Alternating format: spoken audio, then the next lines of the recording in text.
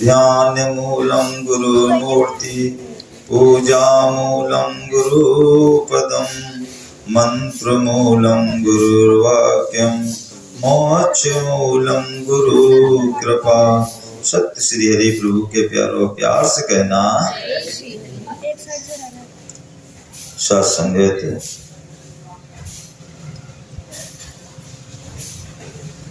बहुत सुंदर तरीके से जिसको भी समय मिला अपने हृदय के उद्गारों को व्यक्त करने में कोई कसर नहीं छोड़ी। हम थोड़ा अगर विचार करें कि इन रब्बी वचनों को जब हम खाली दोहराते हैं, जब इतना सुकून, इतना आनंद, ऐसा एहसास जो मिलता है कि सर्व रस संसार के फीके पड़ जाते हैं। अगर हमारा जीवन अगर इन रस से सराबोर हो जाए अर्थात वचन कर्म में ढल जाए तो फिर क्या आनंद आएगा।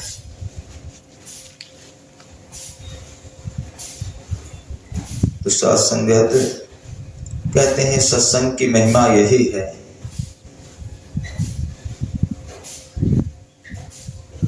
कि जो गूंगे होते वो वाचाल बन जाते हैं, जो पिंगला होते वो पर्वत पार करते हैं। ये सत्संग की महिमा अपनी है। इसीलिए संतों ने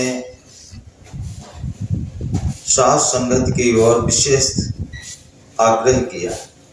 अगर आप सत्संग करेंगे और सत्संग करते हुए फिर रामायण को खोल कर बैठे, देखिए आपके पक्ष में ही बोलना शुरू कर देंगे। अब सत्संग कर रहे हैं, जिनने 4 सत्संग 5 सत्संग कर लिए, वो रामायण पढ़कर देखें, वो आपकी ही बात कह रही है। अब आपको आनंद मिलना शुरू हो जाएगा। जिसने 10-11 सत्संग कर लिए हैं वो गीता खोल कर देखे, लगेगा गीता हमारे लिए बनी है, हमारे लिए ही बोल रही है। आज तो फिजूल के झगड़े हैं, कोई कहता है ये ग्रंथ मेरा, कोई कहता है ये ग्रंथ मेरा। ना ग्रंथ इनके हैं ना उनके हैं, ग्रंथ है भक्तों के। जो इनको माने ग्रंथ है उनके। जो मानता है कि जो जन के मनिया तिल उत्ते कुर्बान, कहते जो जानकर मान लेता है, संत कहते हैं मैं उनके ऊपर कुर्बान जाता हूं। लेकिन मानता वही है, या तो सरल भाव से समर्पित हो जाए, क्योंकि 2 ही तरीका है समर्पित होने के। एक सरल भाव, भोला भाव। कहते हैं नामे जानो भक्ति पूजा, नामे जानो भजन कीर्तन। अन्य में कुछ नहीं जानता, मुझे कुछ भोग भी लगाना नहीं आता, लेकिन वो सरल है तो भगवान सरल भाव को रीझ जाते हैं। अनेक भक्त हुए, या तो भी जैसे अभी हमारे शर्मा जी ने बहुत सुंदर उदाहरण दिया दास मलोधी का। पहले जो नहीं मानते, लेकिन जो जीवन में प्रैक्टिकल करते हैं फिर वो मान लेते हैं। और कहते हैं जो जान के मान लेता है परमात्मा उतनी ही कृपा उस पर भी कर देते हैं। जो जान के मानिया तिल उत्ते कुर्बान, फिर कुर्बान हो जाता है। क्योंकि जिसे संसार से निकालना चाहता है उसके लिए हर संभव प्रयास, जितना हम नहीं करते उससे ज्यादा परमात्मा करता है। दास यहाँ नहीं आया, जैसे भी हमारे चौहान जी ने कहा कि भाई साहब की बड़े, भाई साहब का कोई रोल नहीं, भाई साहब पर खुद इसने कृपा की, इसने की, आपके माध्यम से की। आप कोई ना यहाँ बैठे तो भाई साहब क्या करें। अब कौन किसको बैठा ले है, जे निर्णय करने पड़ जाएंगे तो ये भी निर्णय नहीं आएगा, अंत में आएगा बस सरेंडर हो जाओ, क्योंकि बस इसके अलावा और कोई है नहीं। ये को ब्रह्म द्वितीय करण करावन आप मानुष के नहीं। इतना बड़ा संसार है। इसीलिए तो नानक देव जी कहते हैं कोटिन में कोटि कोई एक नारायण को चिन्हे। चिन्हे मतलब पहचानता है, और जो पहचान लेता है उसका मन वचन कर्म एक हो जाता है। मनसा वाचा कर्मणा। जब मन वचन कर्म एक हो जाए, एक लाइन में खड़े हो जाएं, आपका तप त्याग सब पूर्ण हो गया। फिर आपकी बैराग की अवस्था होगी। आप कपड़े चाहे जैसे पहने, चाहे पैंट पहने, चाहे कुर्ता पैजामा पहने, चाहे धोती पहने, चाहे तिलक लगाए चाहे ना लगाए, चाहे माला फेरे चाहे ना फेरे, चाहे माला पहने धारण करें या ना करें, क्योंकि अनंत में जब मन बिछड़ गया। और पंडित राधे श्याम जी लिखते भी हैं, सबसे रामायण सरल रामायण जो है वो पंडित राधे श्याम जी ने लिखी, क्योंकि जो बहुत छोटी बुद्धि वाले हैं वो भी समझ लें, हमारे जैसे भी समझाने में सफल हो जाएं। योग यही साधन यही बस हो जाए चित, और तीर्थाटन पूजन भजन है सब इसे निमित्त। इसी निमित्त है, किसके निमित्त? चित्त जो है बस में हो जाए। चित्त माने मन, मन बस में हो जाए। किसके? हमारे बस में हो जाए। अगर हम अपना मन कर रहे हैं तो मेरे बस में होना चाहिए, लेकिन मन के बस में अभी हम हैं। अभी हम क्या करते हैं? मन ने कहा भोजन करने तो भोजन करने लगे, मन ने कहा जल पीने को तो जल पीने लगे। हम अपने तरफ से नहीं, मन के कहने पर चल रहे हैं। लेकिन जब मन मेरे कहने पर चलने लगे तो फिर आप भगवान की तरफ मुख हो गए। तो ये बड़ी कृपा है। तो दास कहता है कि अगर जितनी भगवान की सराहना की जाए तो उससे कम आप भक्तों की भी नहीं है।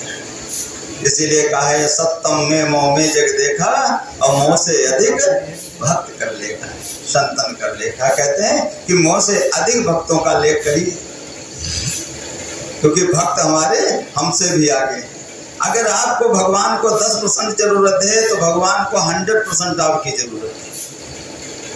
जाके बढ़े जो एक डग तो ये बढ़िए 60, और जो बड़ी हो तुम 60 डग तो ये 1 लाख।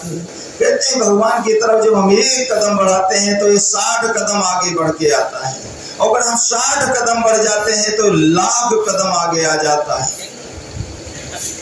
इतिहास भरे पड़े हैं। जैसे अभी संत मुलुकदास जी का पहले नहीं विश्वास आया, उन्हें अपने पर था। बहुत लोग बयान करते हैं कर्म नहीं करोगे खाओगे क्या, तो कर्म करने के लिए कहाँ मना किया? तुलसीदास जी भी कहते हैं कर विधि कर्म करो विधि नाना, मन रखो जहाँ कृपा निधाना। अब कृपा निधान को जान लो, ये तो सर्वव्यापी है, बस जान लो, मन इससे लगाओ। जैसे पतिव्रता नारी है, पति उसका सुबह चला जाता है काम पर, और उससे कोई पूछे कि तुम्हारे पति कहाँ गए हैं, तो डायरी उठाकर नहीं देखती। वो घर के सारे काम करती है, पोछा भी लगाती, झाड़ू भी लगाती, कपड़े भी धोती है, और सारे कार्य करते हुए भी ध्यान कहाँ है? पति के पास। ये पतिव्रता के लक्षण है। इसी प्रकार से जो भक्त होते हैं वो भी स्त्री ही उसमें लिंग में गिरे जाते हैं। दास बार बार कहता है, आप कोई भी अपने सिख धर्म का ग्रंथ उठा लो, इसमें जितने भी हमारे संत हुए हैं सबने अपने आगे महिला लिखा, महिला फला महिला फला महिला फला, 5 नंबर 2 नंबर। क्यों? क्योंकि आत्मा करके, आत्मा तो नाम ही स्त्रीलिंग है। इसीलिए कहा नानक देव जी ने, एक को पुरुष बाकी सब, जिससे उत्पत्ति हो रही है वो नारी है,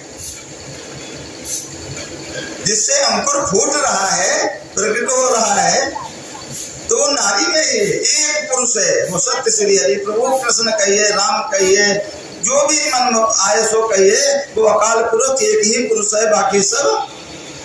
बहन जी भी आई थी पिछले बार में, स्पष्ट कहा कि जितनी गोपिकाएं कौन है, जितनी आत्माएं हैं, सब गोपिकाएं हैं। कौन गोपिकाएं हैं? जो प्रभु के चरणों से लगी हुई है, वो गोपिकाएं हैं। और जो प्रभु से दूर है वे विचारणी है, सुप्रदा की तरह मारी मारी घूम रही हैं, किसका विनाश करा दे कोई पता नहीं। तो ऐसे देवियों को लिए भी प्रणाम है कि प्रभु कृपा करे, उनको भी सद्मार्ग दे। तो कहने का मतलब है कि जो हम प्रैक्टिकल करते हैं जीवन में, जब हम अपने उसे तोड़ते हैं तराजू पर, तो फिर हमें हकीकत फिर विश्वास हो जाता है। जैसे दास मलुक जी ने परीक्षा ले ली, तो ठीक है तुम कहते हो भगवान खाने को देगा, तो हम जाकर बैठते हैं ऐसी व्यापन जग में, देखो अगर वो खिला देगा तो हम तुम्हारे भगवान को मान लेंगे। सख्त लग गए और कहते हैं कि आपन मान रहे न रहे पर भक्त को मान न, क्योंकि संत वचन आ गया था। आप सत्संग करते हैं, आप सत्संग में आए, आप संत हैं, इस समय आप संत हैं। दास इसीलिए कहता है जो सत्संगी भाई हैं, कोई भी अनर्थक वचन ना बोले, क्योंकि आप कल्प वृक्ष के नीचे आ गए हैं, वो वचन पूरा हो जाएगा। अब तुम्हारे अंदर सहने की शक्ति है या नहीं, फिर सहन होगा या नहीं होगा। इसीलिए कहते हैं अनर्थक वचन ना बोले, क्योंकि सत्य के साथ में हमारा वचन होना चाहिए, यथार्थ वचन होना चाहिए।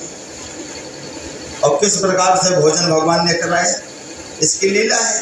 तब दास मनोक जी ने वचन कहा है कि अज करे करे न चाकरी, पची करे न काम, दास मलुका कह गए सबके दाता।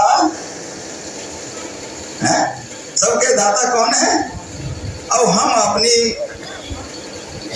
भगवान श्री कृष्ण ने जो गोवर्धन पर्वत उठाया इंद्र का मान घटाने के लिए, तो अपनी एक चुनिया पर रोके थे, लेकिन उनके जो बाल सगा थे, जब उनने कहा कि अब तो तुम्हें कोई परेशानी नहीं हुई, तो कहे प्रभु तुमने क्या किया, तुम तो छुंगनिया लगाए रहे, लाठी डंडा तो हमें सब लगाए थे। तो कहा कि हमारी शक्ति तो तुम ही हो।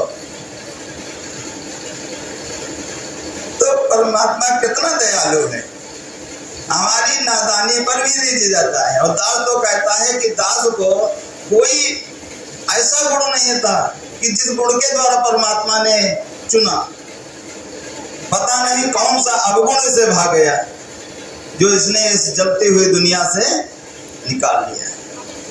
और हकीकत है जिस दिन ये बात समझ में आ जाएगी, जिस दिन ये समझ में आ जाएगी कि एक दिन रोकर कहेंगे हाय हमने क्या किया, किया तो सोचा क्या मिला है, हो गया नुकसान है।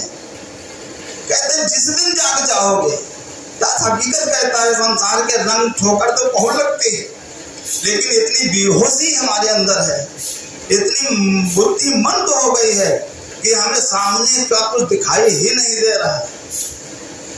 उस दिन रोएंगे, और जितने संत जागे हैं सभी रोए हैं। कहाँ लगाऊं महिमा सब तेरी, शब्द कोश में शब्द नहीं, पर दाता तेरी दया कोश में है क्या उपलब्ध नहीं। जितने भी उदाहरण ये संतों के लिखे हैं हमारे विश्वास को मजबूत करने के लिए, विश्वास हमारा मजबूत हो जाए।